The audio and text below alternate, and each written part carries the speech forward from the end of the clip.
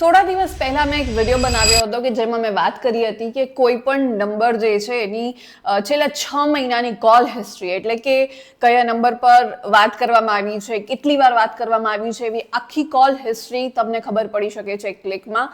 અને એ વિડીયો બનાવ્યો હતો ત્યારે એમાં મેં જીઓનું, તમારા પાસે જો સિમ કાર્ડ હોય, જીઓનો નંબર હોય તો એમાં તમે કઈ રીતના ચેક કરી શકો એ વિષય પર વાત કરી હતી. ત્યારે ઘણા બધા લોકોની મને કમેન્ટ એવી આવી હતી કે અમારા પાસે એરટેલનું સિમ કાર્ડ છે, એરટેલનો નંબર છે, તો હવે એરટેલ વાળો અમારો નંબર છે તો એમાંથી અમે કઈ રીતના કોલ હિસ્ટ્રી આ રીતના ચેક કરી શકીએ.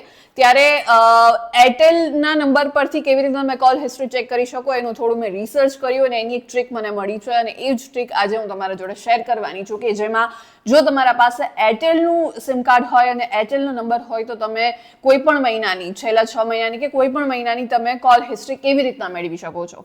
કઈ રીતે? હાય, હું છું doctor Amisha and welcome to take શાળા.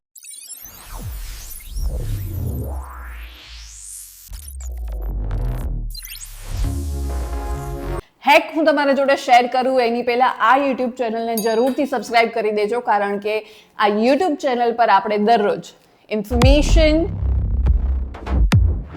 એઆઈ, સાયબર, ટેકનોલોજી, આ બધા જ વિષયને લગતા ઇન્ફોર્મેટિવ વિડીયોઝ દરરોજ અહીંયાથી અપલોડ કરવાના છીએ, જેથી તમે ઘરે બેઠા ગુજરાતી જેવી સરળ ભાષામાં ટેકનોલોજી શીખી શકો.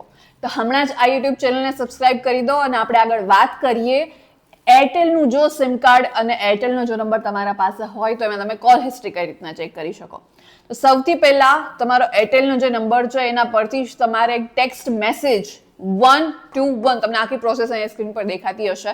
તમારા એરટેલના નંબર પરથી તમારે ટેક્સ્ટ મેસેજ એક સેન્ડ કરવાનો છે. ક્યાં? તો કે 121 આ નંબર પર.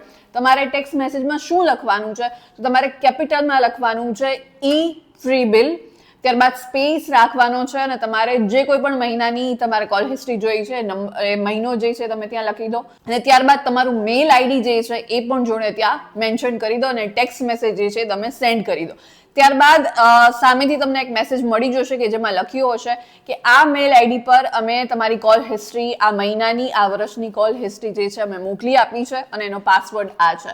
હવે ત્યારબાદ તમારે તમારા જીમેલ એકાઉન્ટ પર જવાનું છે, એટલે તમને એક મેલ મળ્યો હશે, એટલે તમારે ક્લિક કરવાનું છે, ત્યાં તમને એક લિંક મળી હશે. એ પાસવર્ડ જે તમને ત્યાં ટેક્સ્ટ મેસેજમાં મળ્યો હતો ને એ પાસવર્ડ તમે ત્યાં એન્ટર કરી દેશો એટલે કોલ હિસ્ટ્રી, એ મહિનાની કે વર્ષની કોલ હિસ્ટ્રી જે છે તમે માંગી હતી એ તમને ત્યાં મળી જશે અને તમે જોઈ શકવાના છો કે કયા નંબર પરથી કેટલી વાર જે છે વાત થઈ છે એની હિસ્ટ્રી આખી તમને મળી જશે. તો હમણાં જ જાઓ, આ હેક ટ્રાય કરો, વર્ક કરે છે કે મને જરૂરથી કમેન્ટમાં જણાવો.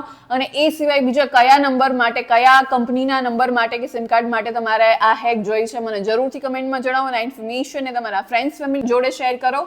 એન્ડ યસ, આ યુટ્યુબ ચેનલને જરૂરથી સબસ્ક્રાઇબ કરી દો, કારણ કે આ યુટ્યુબ ચેનલ પર આપણે દરરોજ ઇન્ફોર્મેશન, એઆઈ, સાયબર અને ટેકનોલોજીને લગતા ઇન્ફોર્મેટિવ વિડીયોઝ દરરોજ અહીંયાથી અપલોડ કરવાના છીએ, જેથી તમે ઘરે બેઠા ગુજરાતી જેવી સરળ ભાષામાં ટેકનોલોજી શીખી શકો. તો હમણાં જ જાઓ, આ યુટ્યુબ ચેનલને સબસ્ક્રાઇબ કરી દો અને આપણે મળીશું નેક્સ્ટ વિડીયોમાં.